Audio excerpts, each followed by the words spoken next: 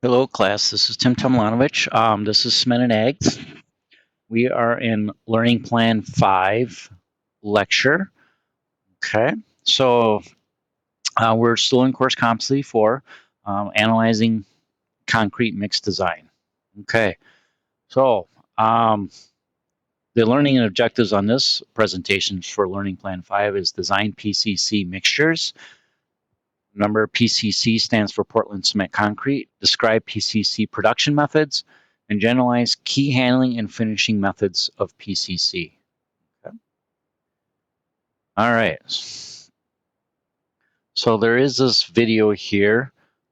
So basically, you can't hear it when it's recording. So what you need to do is you need to actually open up the PowerPoint from Blackboard, and you should be able to hear the videos. Okay, so I'm just going to skip through. The more common types of stationary mixers used in ready-mix plants are the tilting drum mixer, a revolving drum mixer that... Okay, so let me go back to this. So basically, there's stationary mixers where it's stationary. They mix all the ingredients and then it gets dumped in a dump truck. So again, go to the video in the PowerPoint if you want to listen to it. And then they have these ready mix trucks. Okay, so everything's mixed in there and then it gets delivered on site. Two types of revolving drum. Okay, important factors when we're mixing PCC. 100 to 170 to 100 revolutions at mixing speed. Okay, that's very important. So when they get all their ingredients in, they need to mix it up. So how you know that is you hear the truck revving up and it's mixing pretty fast. Okay, there's actually a revolutions per minute, which you could check on their dial gauges in their cab of their truck. So 70 to 100, make sure it's mixed. After mixing, drum revolves at an agitating speed. That's when it slows down just to keep the concrete moving. So, including mixing and agitating speed, we got to make sure our concrete is discharged before exceeding 300 revolutions. Okay, 300 revolutions. And another qualification is that we got to discharge our concrete before an hour and a half. So it's a lot of planning to make sure, one is that truck isn't sitting there waiting to get rid of its load, because if it's agitating, that's counting as a revolution. So if he exceeds 300 revolutions, the concrete could possibly set up and we can reject it. And also same thing for if he's sitting there more than an hour and a half. So you got to remember that this hour and a half, the clock starts as soon as that water hits the cement. So he's still in the concrete plant getting ingredients in his truck, and he has to have that all out of there in an hour and a half. So driving distance, you got to include the driving distance. We want to make sure our uniform distribution of our ingredients in there. So that's why the revolutions and the mixing speed are important. We don't want to exceed the mixer capacity. So the revolving drum mixer, it's kind of like baking a cake, right? If it's, your mixer is too small to mix everything, it's just not going to be mixed well. Over time, the blades inside the revolving drum mixer get worn and coated, and it won't mix well. And then we want to make sure proper amounts of revolutions. Okay. All right, remixing PCC on job site. When can water may be added on the job site provided specified water cement ratio is not exceeded. Okay, so there is no physical way of knowing that unless you know the mix design information. Okay, so typically what happens before when they leave the concrete plant is that they will only add probably 3/4 to 7/8 of their required mixing water, and then when they get to the site, they'll add the rest of it and finish mixing it at the mixing speed. Okay, another way we can add water is that, so when we measure slump, which you'll be doing soon, if the slump is less than specified, okay, we can add water. However, we can't add water, and we've got to be careful we don't increase the water cement ratio. Okay, allowable drum revolutions aren't not exceeded. And then concrete remix. So every time another thing, every time we add water, we want to make sure we remix the concrete at 30 revolutions. Okay.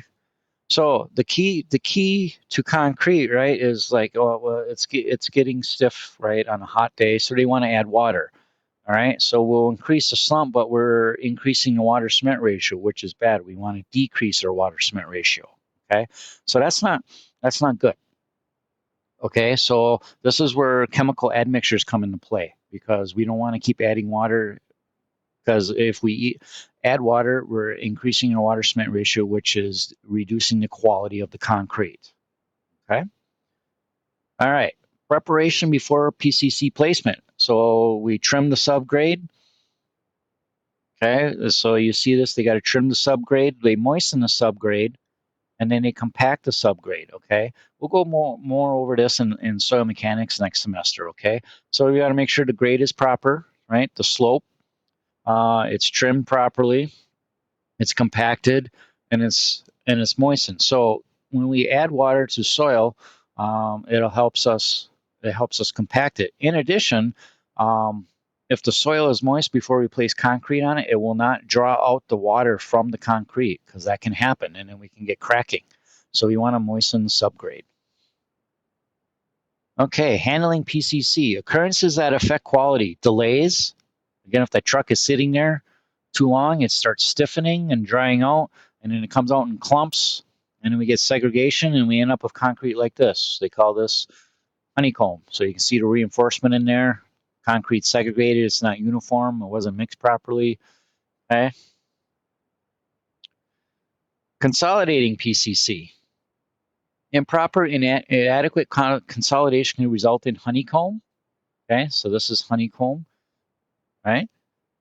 The honeycomb here. Cold joints. So a cold joint, what is a cold joint? Cold joint is basically, okay, when it's the time, so when the concrete empty, it's load, and if that wall isn't finished being, the concrete isn't finished being placed, okay, that concrete can set, okay, until the next truck gets there, right? Okay, and then basically when you start placing concrete again, you create, it's like a joint. They call it a cold joint. So you need to use the proper vibration tools to get those cold joints to eliminate. You got to vibrate that concrete together. Okay. You could get sand streaks, placement lines, subsidence cracking. Okay. And excessive amounts of entrapped air, voids, and bug holes. So here we got um, placement lines, honeycomb, bug holes. Okay. Here's a little bit of sand streak here. Okay. Improper consolidation. Right. So if you look here, so here he is. There is a frequency in a zone of radius zone of impact that will help consolidate this concrete. So we need to get this concrete. And if you look at this picture, we need to get the concrete around the rebar and get it placed below. Okay. So the key to number one rule in consolidating PCC with this piece of equipment here is don't use it to move the concrete. Do not use it to move the concrete because it'll segregate. Okay. All right. Curing PCC. Objectives of curing: prevent moisture loss, maintain favorable temperature for a definite time period. Okay. So to hydrate cement, we need moisture, water, and time and temperature. Okay. So that's what curing is for. All right. Curing methods: maintain mixing water and mixture, ponding or immersion, spraying or fogging, or wet coverings. Okay, so wet coverings. Sometimes you see, especially DOT bridges, when you see the water dripping when you go underneath a bridge, there it's wet burlap, so that's what's dripping on your car. So this is probably the most best way to cure because it cures slowly and it keeps that moisture in it. Okay. Otherwise, we can seal the surface to prevent moisture loss. There's impervious paper, plastic sheets. You see a lot of that. There's this curing compound. Okay, so that's that spray. All of a sudden, it turns the concrete really white. That helps protect, seal the moisture in so it cures properly. And then accelerate strength gain by supplying heat and moisture. So steam curing, insulation blankets, and electric infrared curing. Okay, so curing methods. So maintain mixing water. Obviously, we can do that in the summer, spring, and fall, and seal. And we can seal it too. And then in accelerate, this is where winter when we're doing concrete in cold weather, right here. Okay. All right, hot weather difficulties. Placing concrete in hot weather. Increased water demand, right? Because in hot weather, it's going to dry out. It's going to cure faster. So we're going to want to add more water. That means we increase the water cement ratio, which means we decrease the quality of the concrete. Accelerated slump loss. Slump loss measures the consistency of the concrete. Increased rate of setting, right? Faster. Increased thermal cracking. Controlling entrained air, and need for early curing. Okay, it's very difficult. It's very important that it's planned out, and a lot of this can happen. So you can see you don't want your concrete looking like that. Okay, procedures to minimize effects. Okay, cool ingredients, especially water. Shade equipment, moisten forms and subgrade. Reduce transportation time. Start curing process early and moist cure, and use retarding admixtures. Okay, you can see the big ice block here. Okay, so the bigger the concrete placement, so the bigger the foundation, kind of like the Hoover Dam, that is generating a lot of heat. So the concrete curing and generates its own heat. So now if you add 90 degrees outside, it's making it worse, and it's going to cure too fast. We're going to get cracking. So what we need to cool down that concrete, or we need to use retarding admixtures. Okay. Cold weather. Freezing before 500 psi when the concrete reaches 500 pounds per square inch, or 3,500 kilopascals, results in 50% compressive strength loss. Okay, so how do I know the concrete is frozen? Well, it looks green and it smells green. I don't know if anybody's ever smelled green concrete before when it hasn't cured. So concrete will turn green when it's starting to cure. Okay, but when it freezes, when it below freezing, it's going to stay that color, and the hydration process stops. Low temperatures result in low strength gain. Okay, all right. Temperature below 14 degrees Fahrenheit minus 10 degrees Celsius results in no strength gain. Okay, so if we have, say concrete will still cure about 30 degrees Fahrenheit, but that's below freezing, right?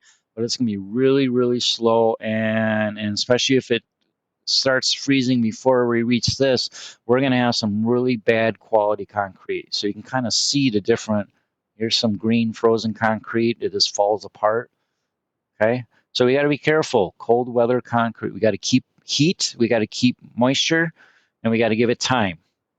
Okay, to reach its compressive strength. So how do we minimize its effect? Warm ingredients. Use heated water. Heat forms in subgrade. Blanket and heat during initial curing, typically the first 7 days. Use good curing techniques, right? We want to keep it on there. You just don't take it off the next day. Use air entraining admixtures. Use accelerating admixtures or cement, okay? This will help hydrate that cement faster to get the strength gain to properly cure it. So after it reaches at least 7 days and it reaches its minimum design strength, it's okay for concrete to freeze. So, okay. So typically we want to at least keep it heated at least 7 days, even longer. The longer we can keep that heat in, the better quality of that concrete will be. All right, so that ends learning plan 5 lecture. Okay, so I'm going to end this video, and then the next video, what we're going to do is I'm going to go over concrete mix design. So that'll be the next video for homework set 7. Okay.